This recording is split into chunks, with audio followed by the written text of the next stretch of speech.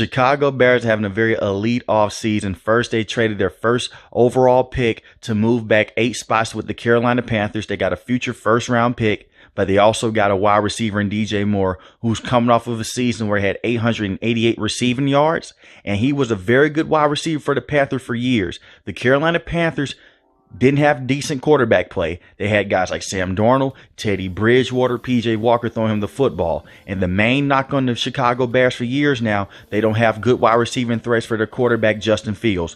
Justin Fields is coming off a very good season, in my opinion, because he was running all over the place. But they could not establish the pass game. They're one of the better rushing offenses in all of football. But right now, this team looks like they're putting a lot of weapons around Justin Fields by also adding offensive lineman Nate Davis, who was the best pass protecting guard on that Tennessee Titans line. He led all Tennessee Titans in pass block win rate, and that was a very solid interior offensive line for the Tennessee Titans. Their tackles just struggled. He's one of the better pass protecting guards in the NFL, and Justin Fields needs this type of help because he was the most sacked quarterback, tied with Russell Wilson last season. Not only just that, they made a trade to get Chase Claypool. The trade deadline last year didn't pan out just yet, but still has a lot of potential. If Justin Fields is really the franchise quarterback for this team, he can make this work. They still have Khalil Herbert on the team. Maybe they'll bring back David Montgomery. As I record this, he's testing out for agency. I believe that he will be back. And they were one of the top rushing offenses because of Justin Fields, Khalil Herbert, and David Montgomery. So bringing him back would help this offense gel together as well. They still have Darnell Mooney, who broke over 1,000 yards receiving a couple years ago, dealt with injuries last season, but led the team in receiving yards. And that's criminal because he missed 6 weeks and he led his team receiving yards.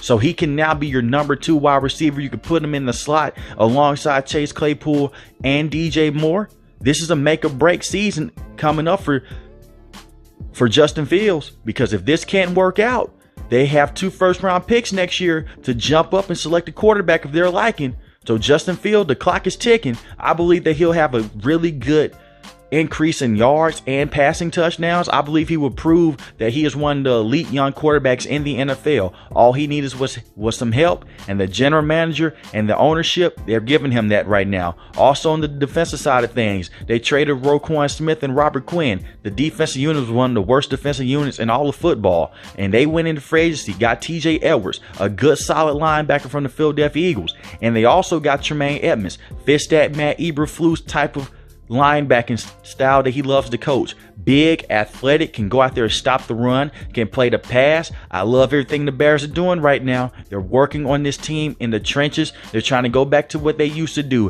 Play physical football, play smash mouth football, and work off of play action. The play action with this team is going to be insane. I expect for it to take a couple weeks next season to get into a groove, but this is going to be one of those young teams that you look at and say, hey, in a couple of years, they're only a couple pieces away from being in the playoffs. I believe that it's not going to happen next season, but in the next couple of years, if Justin Fields can prove that he is a franchise quarterback in this league with those legs, and if he can just pass the football at an efficient rate, the Bears could be a very scary team to look at long term. They still need pass rushers up front, and they still aren't done in free agency. They still have the NFL draft to go to. They can move up in the draft. They can move back to get some more picks. But the picks that this team has, they're in a good situation. Their secondary is really good with Jalen Johnson and crew. But this defense is going to take a complete 180 from last year. We've seen what Matt Eberflus can do before with linebackers.